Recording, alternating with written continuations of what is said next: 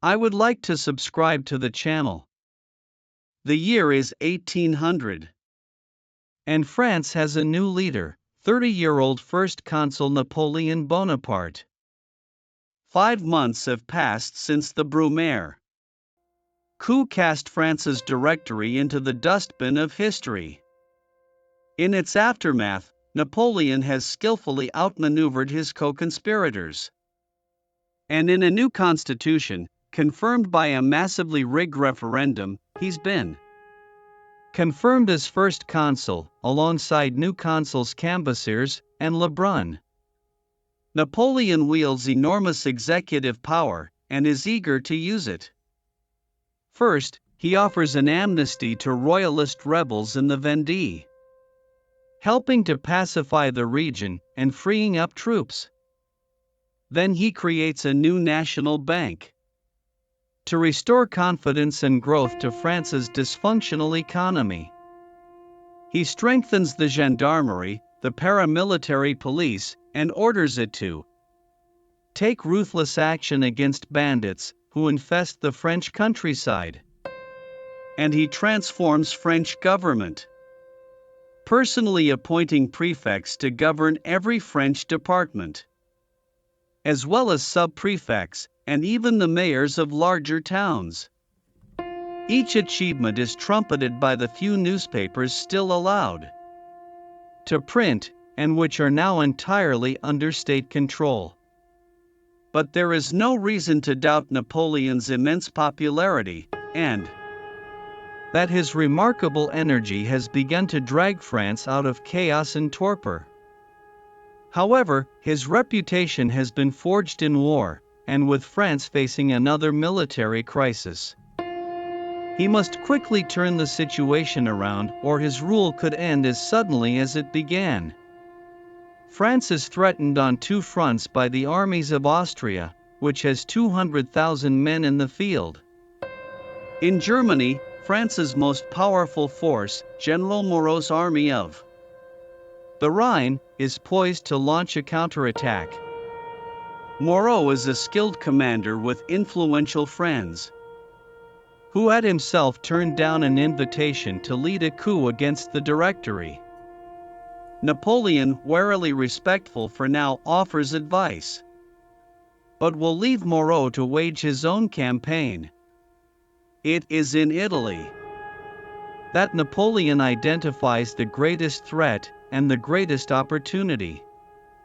3 years ago, Napoleon's stunning victories had left France dominating northern Italy.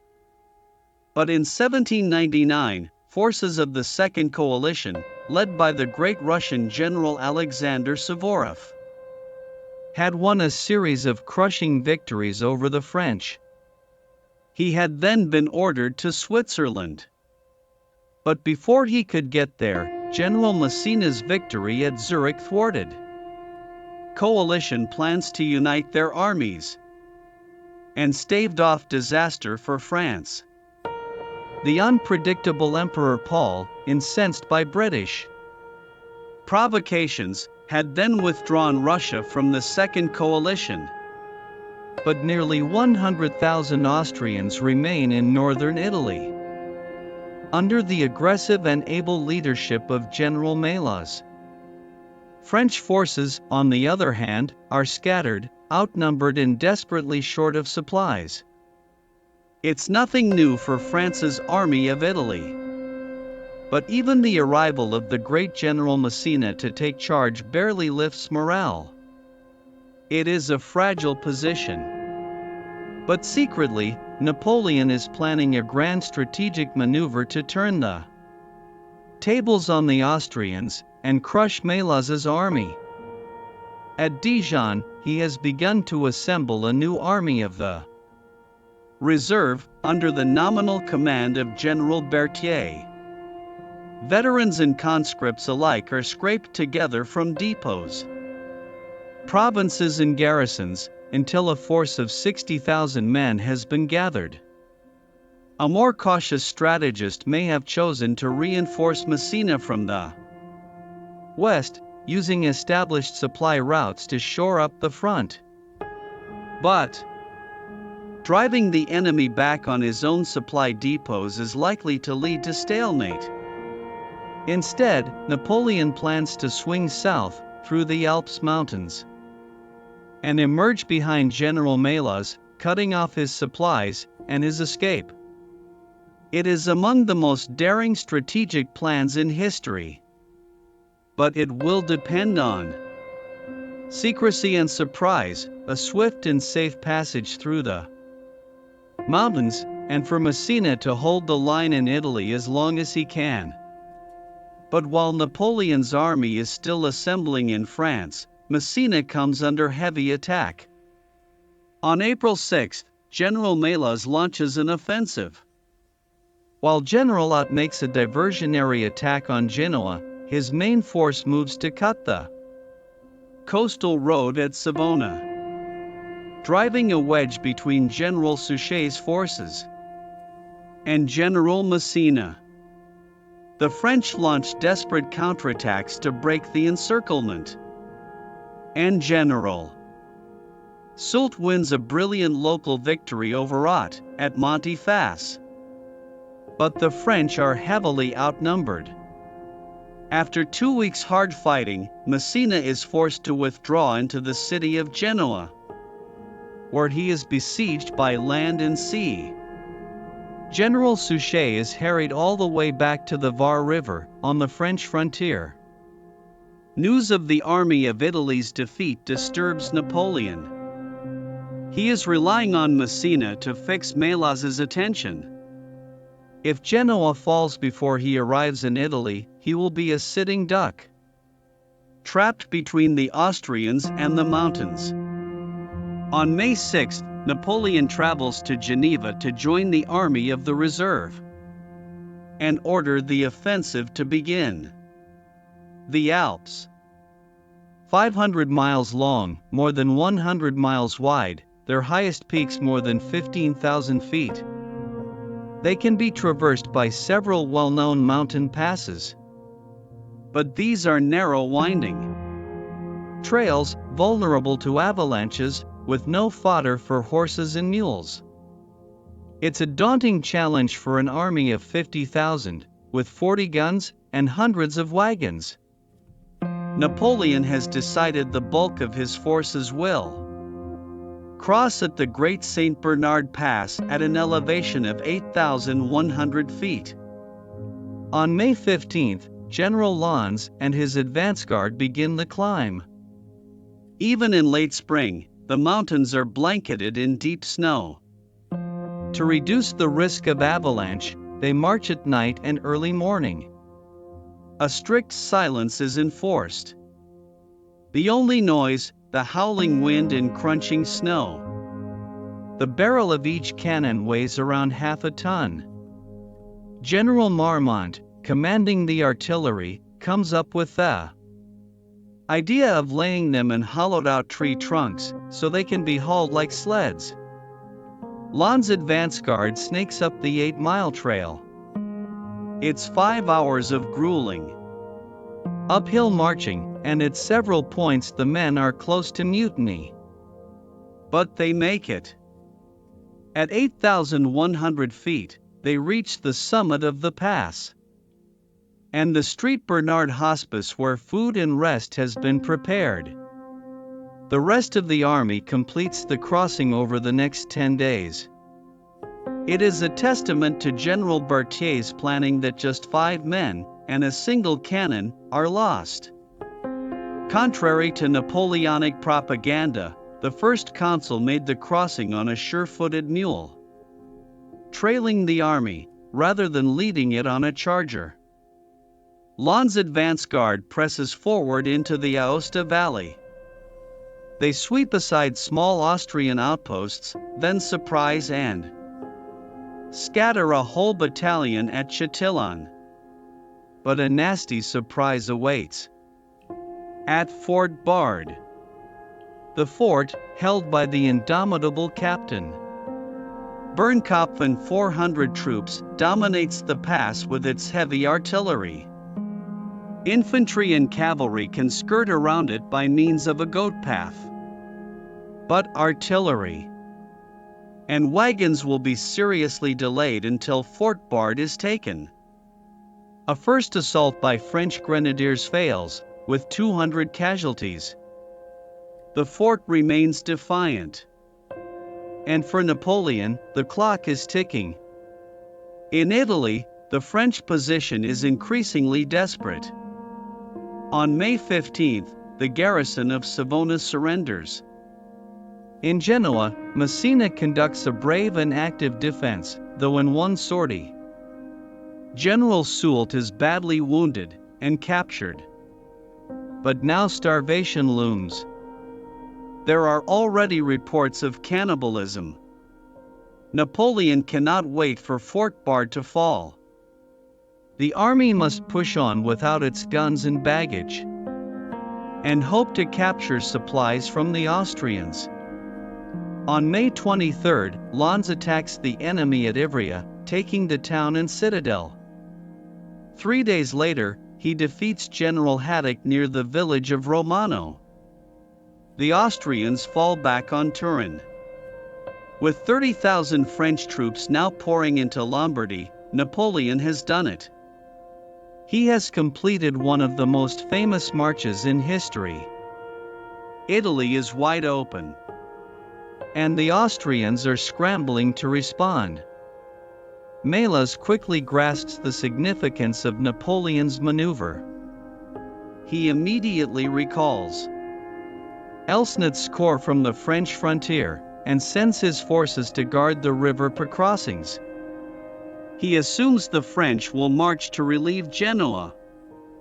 But despite the desperate plight of Messina and his starving garrison, Napoleon turns east, towards Milan. General Vukašević holds the city, but heavily outnumbered, he retreats towards Mantua. On June 2, Napoleon enters the capital of Lombardy. But unlike the celebrations of 1796, this time, French troops are received in cold silence. Locals have not forgotten Napoleon's brutal crackdowns of the past.